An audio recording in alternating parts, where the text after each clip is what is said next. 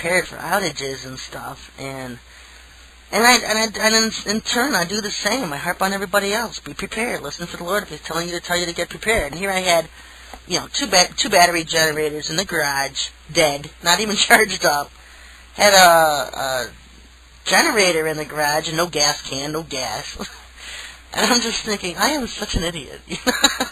And he's been telling me to get a gas grill, and I've yet to get a gas grill to cook on. And so,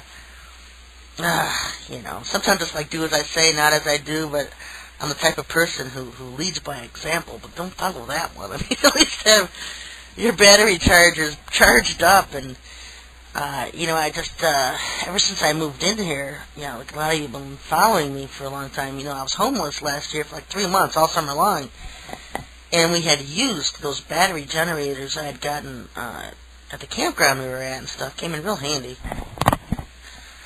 I had just never charged them up, had them in the garage. And, just silly stuff. Gas cans, somebody else's house, and, all this stuff we own in every direction. Everybody has something, and so we never have everything here when we need it just for us, I know a lot of you go through that, too. And so, anyway, my whole day yesterday would have been totally averted of the disaster I was in if I had been prepared. I had candles at least, but if I had thought about getting my battery generators out and making sure they were charged up, and, the list goes on. But I can be a classic idiot sometimes. But I do have food and water stored up so that if, I wasn't going to starve, I wasn't going to sit here and be, suffer. Sitting here suffering is not having the fan on my computer. If I'm in the house, I'm usually in front of the computer or something. I spend a lot of time in the summer outside, just been working on the orgone, getting the orgone out, and I've been trying to get in walking, the Lord getting after a lot of people to get in shape, and I've been walking about a mile or two. I've been trying to walk about 2 miles a night, because it really just sucks when you get older, and you start putting on the poundage, and you look like there's not a Dairy Queen you drive by. So I've been out walking and trying to get in shape, and I'm thinking about joining that fitness center across the way or whatever, across the road and down the road a little ways. Yeah, I'm getting there, I just have so much to do and so much on my mind, and it's just like mind-boggling to have so many things coming at us all the time. And not only that, is just to have somebody always after you, wanting your death and destruction. And that's how we are with the elect, somebody always over our shoulder coming at us, and just weird things happening all the time, and you're in the last days and it starts to get this fun. And so, I'll talk a little bit tonight. The disciples asked Yahushua what would be the sign of his second coming to earth and the end of the age. And he said, take heed, and this is in Matthew 24, 4-13, take heed that no man deceive you, for many shall come in my name, saying, I am Christ, and shall deceive many. And ye shall hear of wars and rumors of wars. See that ye be not troubled. For all these things must come to pass, but the end is not yet. For a nation shall rise against nation, and kingdom against kingdom. And there shall be famines, and pestilences, and earthquakes in divers places. And divers is just another word for many different places. All these are the beginning of sorrows. Then shall they deliver you up to be afflicted, and shall kill you, and you shall be hated of all nations for my name's sake. And then shall many be offended, and shall betray one another, and shall hate one another. And many false prophets shall rise, and shall deceive many. And because iniquity shall abound, the love of many shall wax cold. But he that endures unto the end, the same shall be saved. So this is basically where we're at with this, folks, is the wars and rumors of wars. And that's what we're seeing now, with so many threats of the beginning of World War III here, that will be starting, probably full-blown once Maitreya is here. But we're already seeing the nation against nation, kingdom against kingdom. We're going to start seeing famines. You've been warned about the famines coming, the famines and pestilences, and the earthquakes in divers places, and those are going to get more severe. I think this is going to be the year where people will start to see the beginning of these famines. We've already seen weird pestilences and earthquakes everywhere, all the time. So those signs are definitely already in play, just going to increase. But then you see this whole thing about, then they should deliver you up to be afflicted, and shall kill you, and should be hated of all nations for my name's sake. These will be the ones that refuse to worship the beast, and refuse to worship this Maitreya as God.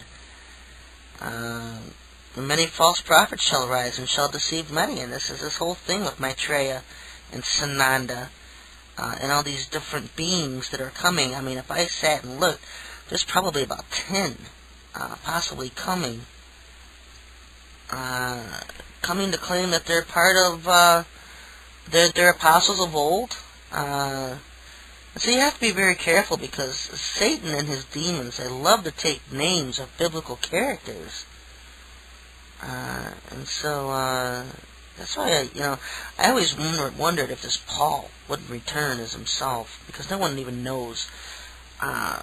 Paul's death has always just been a word thing. No one even knows for sure that he died. The Bible codes called it a lie because he wasn't persecuted like he said he was. He probably retired a rich man somewhere. But his whole death was a lie, and no one even knows for sure that he did have his head chopped off as claimed. And so who knows? I know that there's several beasts that are coming. There's at least 5 or 6 of them, and one of them being a woman. And I think I threw it out there here on this show a couple of weeks ago, when I said that, because the New Age claims that Mary is coming with Jesus. Mary and Jesus are coming with Maitreya. And so it's going to be Maitreya and Jesus and Mary. But when you break it down and you try to figure out who exactly are these people, and I said on a show a couple of weeks ago, wherever I mentioned that Lilith possibly be that woman, but I think I even mentioned the possibility then that it could be Eve. Because for some reason I don't think that Eve is in heaven today. I think that she took Satan's right out. And like I said, when a thought hits me like that, it just doesn't go away. And it's usually how the Lord grabs my attention, and so I'll just keep it quiet. I won't say anything. I'll just wait for him to reveal more and more and more to me, and wait for confirmations before I usually come out and say something that sounds so far out like that, because then immediately people's jaws drop. But not the elects. I mean, they can handle it. If you're part of the elect and you're just like, oh, bring it on. But then I don't think that Eve made it, because in the Hebrew tradition, in some of their earlier books, it's almost suggested that Eve and Adam weren't even together in their old age. That Adam had married some other woman, had kids with this other woman who would have been his granddaughter several generations down, because obviously he's the first one created, so everybody's going to be related to him.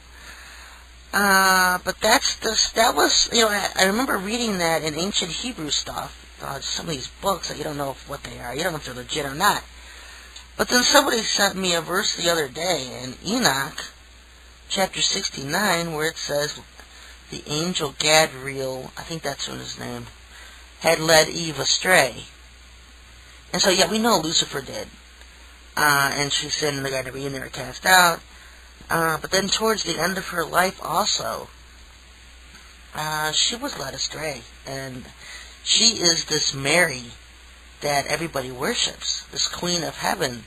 Because Satan had promised her immortality in the Garden of Eden. He said, "You shall not surely die." And if you read in context, and not just the way the KJV has, Genesis chapter 1, Satan had pretty much offered her immortality at that point. And so, with her union with Satan, and they conceived Cain.